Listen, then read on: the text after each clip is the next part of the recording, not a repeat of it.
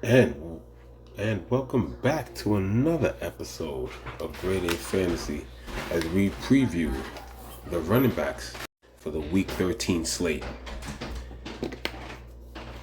Once again, happy Thanksgiving, safe travels, enjoy the eats with your family. Now, let's get right into it. As I'm just taking some notes right here. There we go. All right, so let's get right into it. One of my favorite players this week, worth every penny, fantasy MVP. He's definitely one of them, or he should be in the running if there was such an award every year. Joe Mixon, great match against Jacksonville, 9,500, worth every penny. Saquon Barkley, no matter how tough the matchup is, you still got to pick him. 9,200, has the ability to break it off the screen pass, or if he catches that one gap, boom, it just takes him to plant that foot and he's gone. Now, here's the interesting talking point here. I also like Derrick Henry, but I just don't love him as much as these two. Plus, that's something I've actually won money before betting with. The run defense of the Eagles has been pretty steady for the past 4 or 5 years. So I think Derrick Henry has a tougher task than what Saquon has. Now, obviously, watch out for Brees Hall's knee. He's actually resting. We'll get more of an update Friday after Thanksgiving with Brees Hall's knee. But for the past 2-3 weeks, I've been big on fading some chalk. Has it benefited me? Not greatly, because I haven't been able to take advantage of people drafting these people. Some of my lineups have, faltered due to injury and, just people not performing. But I think this is the week that I'm going to finally, and strategically, because I think it's the right time to do it, I'm going to jump on the Christian McCaffrey, and as we go down, the Alvin Kamara chalk. Both in good spots, both good prices. Christian McCaffrey, 8,800. He's definitely going to have to be asked to do more. They've been trying to give him more. It just hasn't panned out. So with Christian McCaffrey now under 9,000 against a Buffalo defense that you can run against, I like the opportunity that he has here today for the just to at 8,800, it's not the 95, 98 or whatever. Like Christian McCaffrey could give you a low 20s and have a ceiling into the mid 20s and times 3 his value. He gives you a 1921. He does just fine at 8,800. I definitely like him against Buffalo. Alvin Kamara has the Rams. Like I said, they're stronger up front, but the volume that he gets from the Saints, I definitely like him. And then here's the thing also. The reason why I like Kamara, he's been getting beat up with the usage. They're coming off a bye week. Body's fresh, ready to go, or as fresh as a football professional body can be when it's, taking the beating and the amount of usage that he's had. So Kamara, fresh, 8,300. I definitely like Christian McCaffrey, 8,800. I would definitely try my best to get pieces of both of them in my lineups this Sunday. As we continue, also on the opposite end of that game, like I said, it's New Orleans defense, so Kyron Williams is definitely always in play. It's something that I normally would stay away from. Like I said, over the past couple of years, you would hear me talk about the defense of New Orleans at home, but like I said, that's still not the same defense. So Kyron, definitely big. I'm big on the Rams this week in general. Kenneth Walker's another player that I like. 8,000 at the Jets. Jets are not the tough run defense that they used to be, so time to attack that. I do like Jonathan Taylor more this week than I do last week. Like I said, I do have some respect for the New England front seven, but Jonathan Taylor's usage does carry some type of authority for me to look above the fact that he's on the road. But Indy is favored, so not to worry about Anthony Richardson taking the opportunities from him. I think Jonathan Taylor still has a high ceiling, especially at 7,900. Yes, didn't get much last week. Obviously, getting destroyed by Detroit doesn't help, but as long as the game is close or they're in the lead, you're going to get usage like a 24, 21, 20, 21, 23 type carries from Jonathan Taylor. James Cook.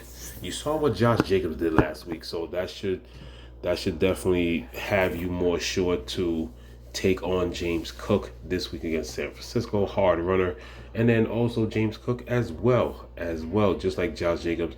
He does get the passing work, hasn't done much with it, but fantasy is opportunity. And against a San Francisco defense, I think he has the ability to get the same kind of target, 6'3", 6", but to do a little bit more with it. I think he could find himself into some open space and beat some of the linebacker coverage of the San Francisco 49ers second level. As we continue here, we'll go down and to my feature guy. Man, I love him this week. He's my favorite. I mean, he's my 1A to 1B of Joe Mixon, and it's Bucky Irving. Bucky Irving. Obviously, yes, he's in the same situation as why is the running back just last week? Not Pacheco, but Kareem Hunt. But here's the thing: Bucky Irving also gets a major workload in the passing game, so that puts him a step above Kareem Hunt.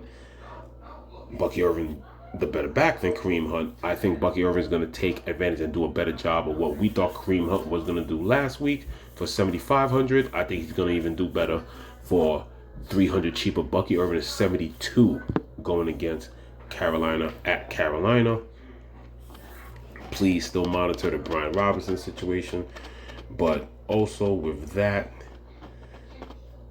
when you want to talk about Bucky Irving, both running backs still get nice usage. So you can't forget Rachaad White at 6,500 against Carolina, especially coming out of the backfield. We're down here already, so I might as well bring up 6,400 against Indy. I'm just going to continue to love Ramondre Stevenson. Big part. I mean, obviously game scripted, as long as New England can keep it close within at least 10 points, at least 2 possessions or whatever, at least Ramondre will still be in the game. And as we continue here, can't count him out. He looks healthy, doesn't look hurt, beat up after suffering an injury a couple weeks ago. Can Aaron Jones repeat? He should be able to rip off a lot against the Arizona front seven. Last week coming off basically 26 opportunities for 21.4 fantasy points and a touchdown. So Aaron Jones is viable this week. And then once we start getting under the 7,000s, Tony Pollard looks a lot better. Always looks a lot better when his backup is hurt. But I actually like Najee Harris this week. Once again, Cincinnati's not a defense that I'm afraid of. Najee's also somebody that also profits from large volume. So I definitely like Najee this week against Cincy. And then if we want to look for some value, let's go back to this. J.K. Dobbins is pretty much most likely not going to play this week. Sprained his MCL. Basically not going to play. So guess what? We have some value. We haven't been able to say that a lot in the last few weeks. So guess what? Most likely in a Jim Harbaugh offense, he's going to get the carries. It's just a case of does he bust or not.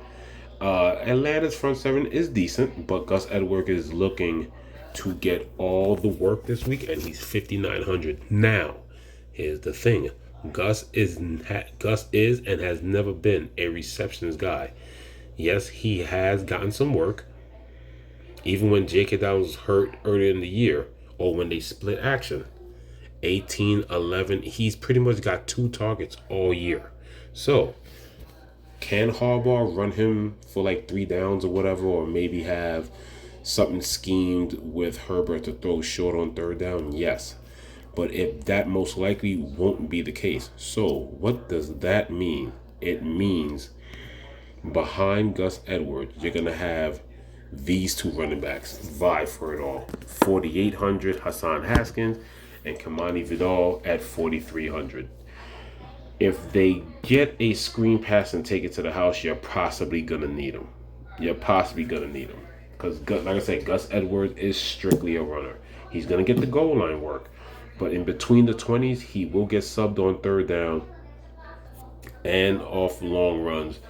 You're gonna need pretty much some type of value work or whatever the case. Now they haven't had much opportunity yet, but the way Harbaugh runs it, I'm pretty sure that these guys will be playing the third down receiving back role, and it's just a case of, hey, do you keep it safe with a $5,900 Gus Edwards, who most likely will be in double ups, cash games, so on and so forth, because you're able to fit higher upside guys at $5,900, and maybe even fit an even better price defense. But that is the case right there. There will be no J.K. Dobbins. He has been ruled out, but the MCL, he's already trending not to play. That's even, I'm just saying that off my own common sense. Even Harbaugh has hinted that he's most likely not gonna play this week. So there's your value. There's your main value there. Obviously there's possible value if Brian Robinson's out again.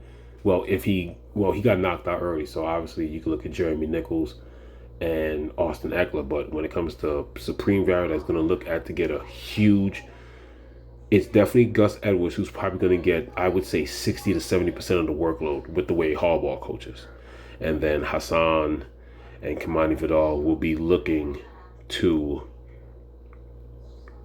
pretty much finish it off between the 20s. But like I said, either one of these speedy running backs, third down backs, can take it to the house on Atlanta. But that is the end of the running back video.